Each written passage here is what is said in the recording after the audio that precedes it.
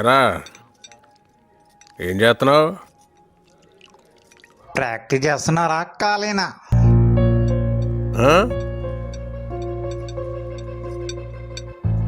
ఇదిగో singles, doubles, mixed doubles next cup కొట్టాలని practice చేస్తున్నారు.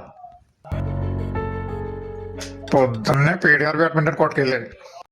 ఓ గేమ్ ఆడుకొని క్యాలీలు మొత్తం కరిగించామని పక్కనే ఉన్న కోకో క్రష్లో కూర్చొని పానీపూరి తింటూ అది సరిపోగా 2 ఐస్ క్రీములు లాగించి బాగా ఆడేసామని సొలి చెప్పుకోవడం నాకు చిరాకు. ఏరా మీ టీంలో అందరూ ఇలా వంకరగానే మాట్లాడతారా? తిన్నగా ఎవడో మాట్లాడ్డా అనుకుంటా. వారిని బ్యాడ్మింటన్ ఎలా ఆడాలో ప్రపంచంలో అన్ని సూత్రాలు కనుక్కున్నాను కానీ మీరేంటో మీ విధానాలు ఏంటో ఇప్పటికి నాకు అర్థం అవరో బాబు. నా జీవితానికి ఏదైనా అసంతృప్తి ఉందంటే అది ఇదే పద్ధతి.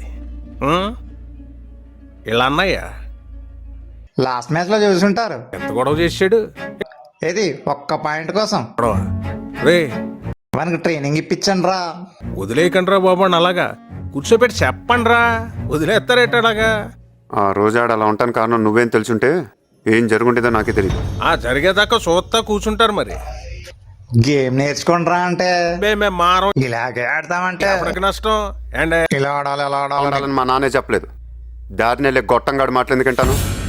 పైగా నీలా తొండాడేటువంటి మాటలు అస్సలు వినము.